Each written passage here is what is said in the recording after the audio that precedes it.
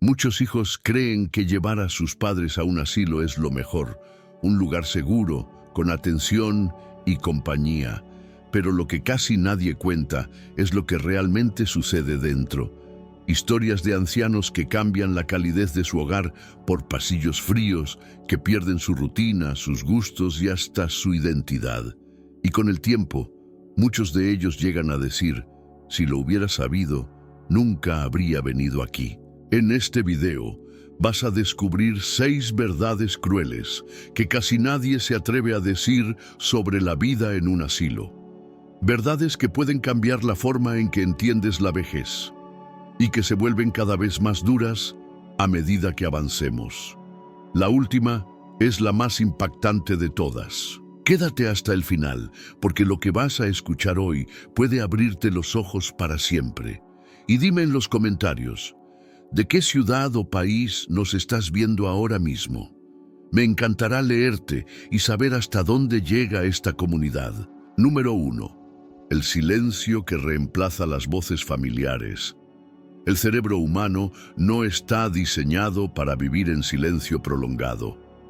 Desde el nacimiento, los sonidos cotidianos, el murmullo de la cocina, las risas de los niños, el ladrido de un perro, las conversaciones en la mesa, son señales que mantienen activa nuestra memoria y nuestras emociones. Los científicos saben que cuando desaparecen estos estímulos, el cerebro interpreta ese vacío como abandono y lo paga caro.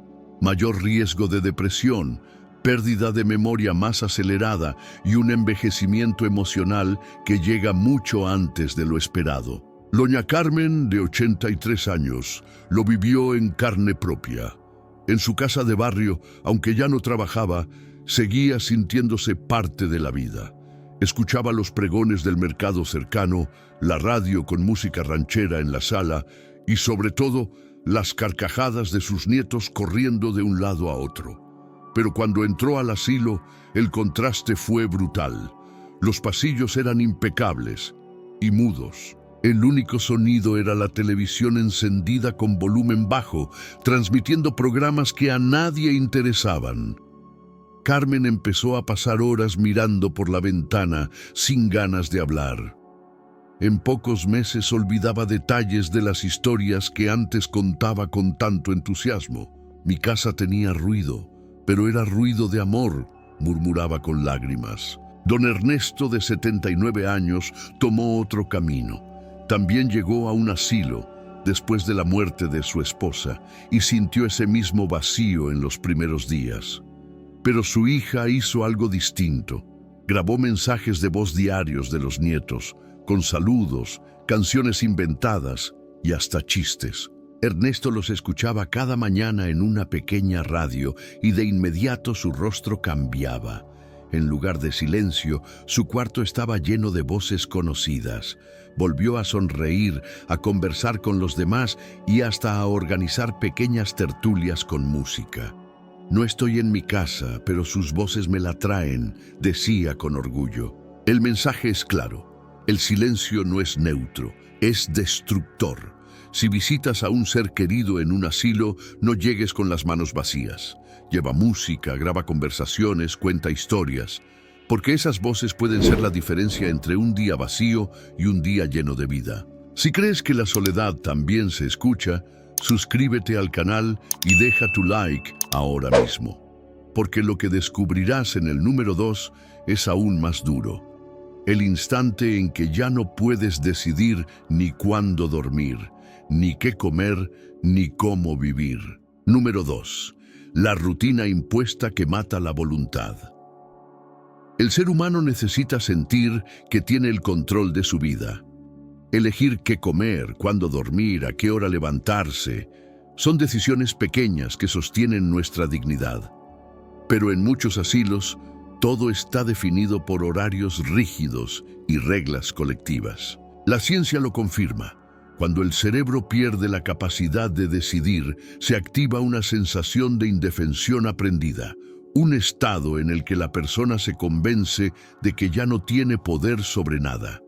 Ese estado acelera la depresión, la apatía y el deterioro cognitivo. Don Manuel, De 81 años, siempre fue madrugador.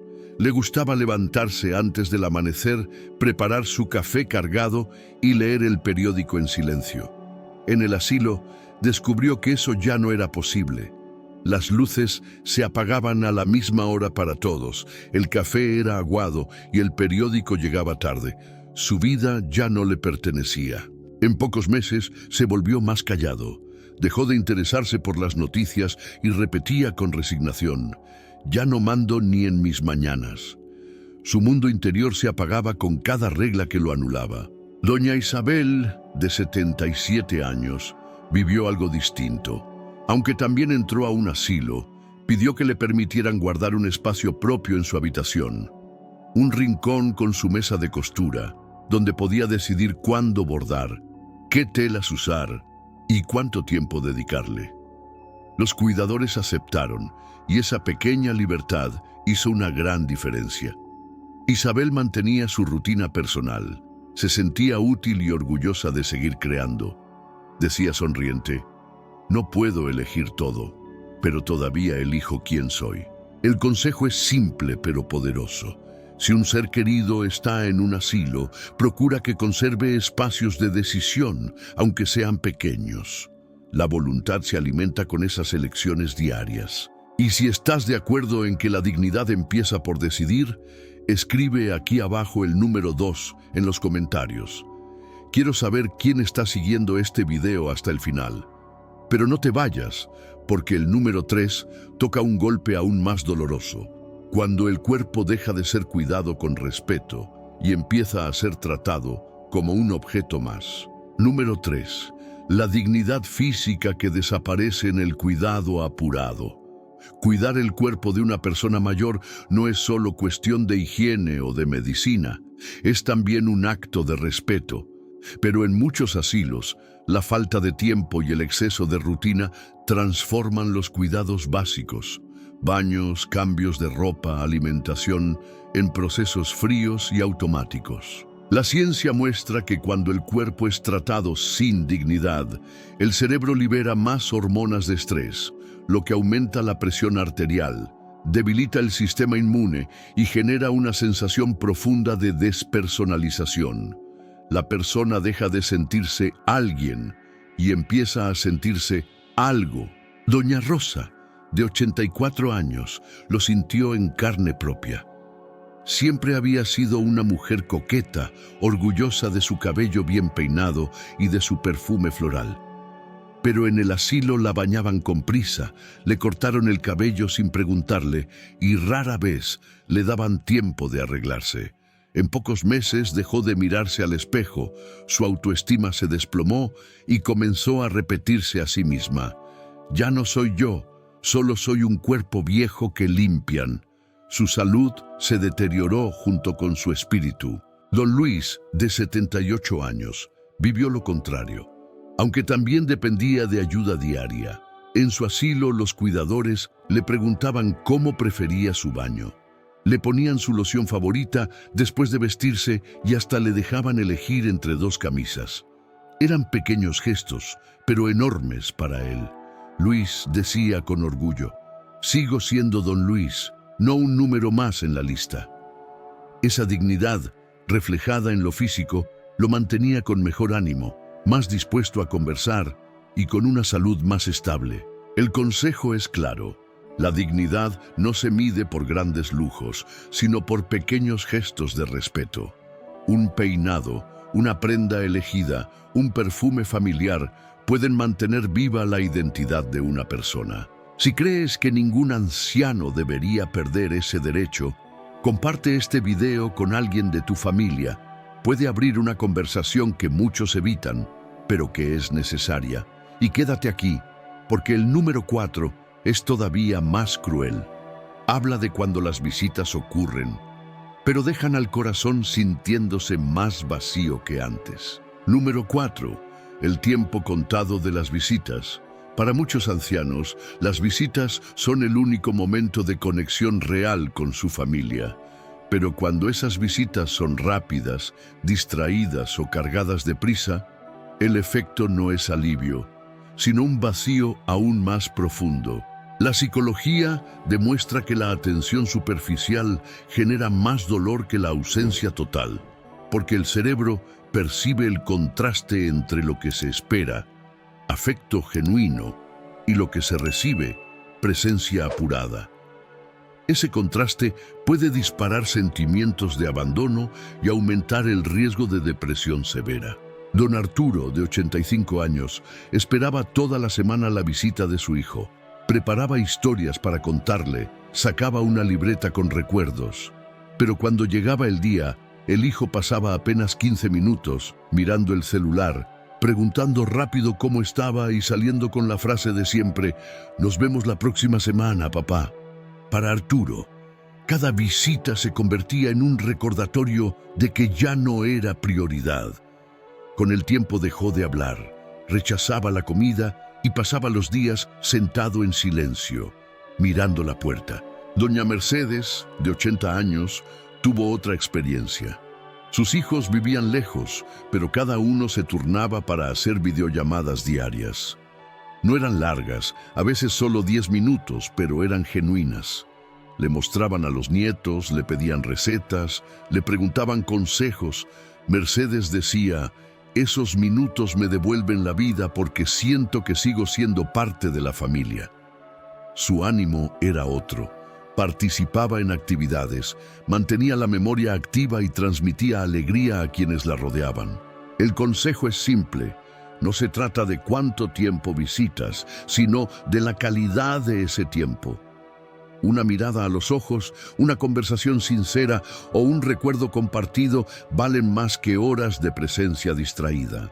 Si este punto te tocó el corazón, escribe aquí abajo el número 4 en los comentarios. Quiero ver cuántos siguen firmes hasta aquí. Y lo que viene en el número 5 es aún más impactante.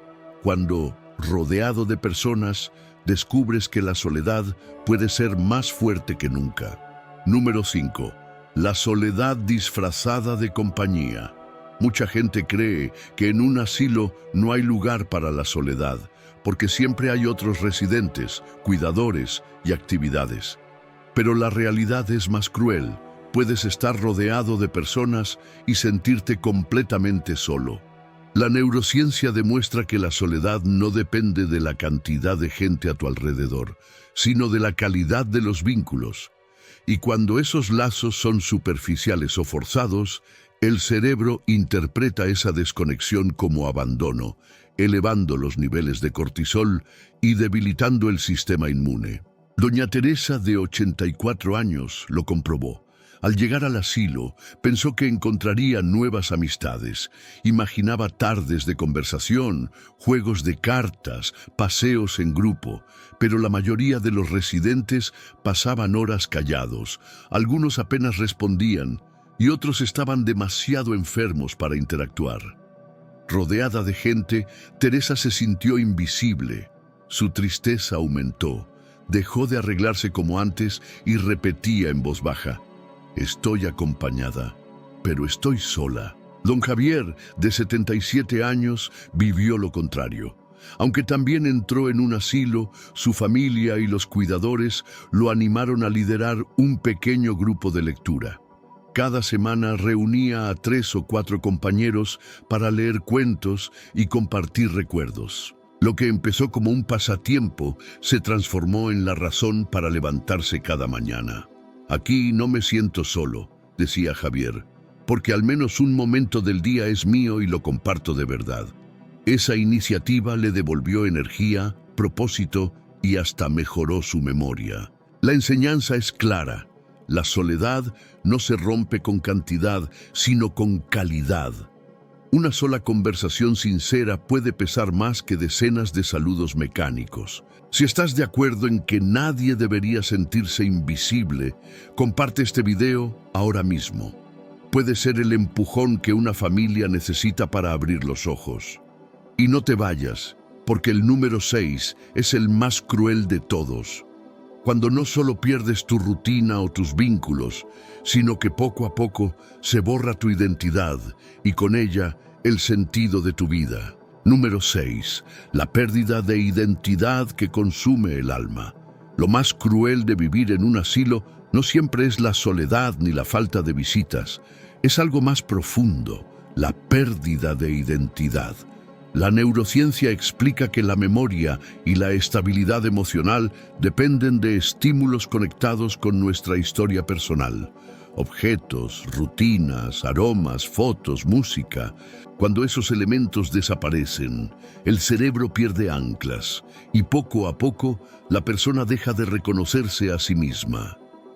No es solo olvido, es la sensación de dejar de ser quien uno era. Don Ricardo, de 86 años, lo sufrió en silencio. Fue maestro toda su vida y su orgullo era su biblioteca.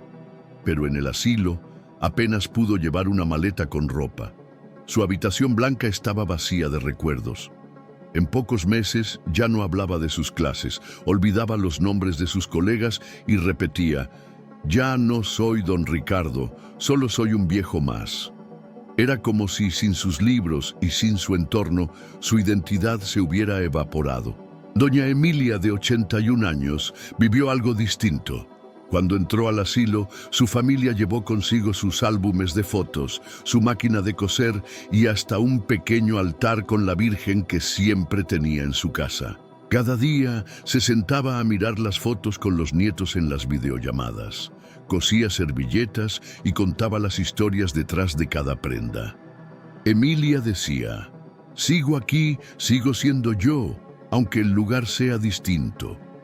Esa preservación de su identidad la mantuvo activa, sonriente y con lucidez. El consejo es claro: la identidad no se guarda en la memoria, se guarda en los símbolos que nos acompañan. Si un ser querido debe estar en un asilo, no lo dejes llegar con las manos vacías. Sus objetos, sus fotos, sus costumbres son su ancla al mundo. Si crees que todo anciano merece conservar su esencia, suscríbete al canal y deja tu like ahora mismo. Porque este es el golpe más duro de todos y es también el llamado más urgente. Ahora ya lo viste con tus propios ojos. 6 verdades crueles que rara vez se dicen en voz alta sobre los asilos de ancianos. El silencio que apaga la mente, la rutina que mata la voluntad, la dignidad perdida en los cuidados apurados, las visitas que hieren más de lo que curan, la soledad disfrazada de compañía y finalmente la identidad que se borra poco a poco. Ninguna de estas heridas ocurre de golpe. Son como gotas que caen cada día, hasta vaciar por completo el corazón de una persona. Por eso, entender estas verdades no es solo una reflexión, es un llamado a actuar. Porque envejecer con dignidad no es un lujo, es un derecho. Si este video te abrió los ojos, compártelo con tu familia. A veces, una sola conversación puede evitar una decisión que deja cicatrices para siempre. Y si llegaste hasta aquí, eres parte de una comunidad distinta. Personas que quieren un futuro con respeto y amor para los mayores. Por eso, suscríbete ahora al canal y deja tu like.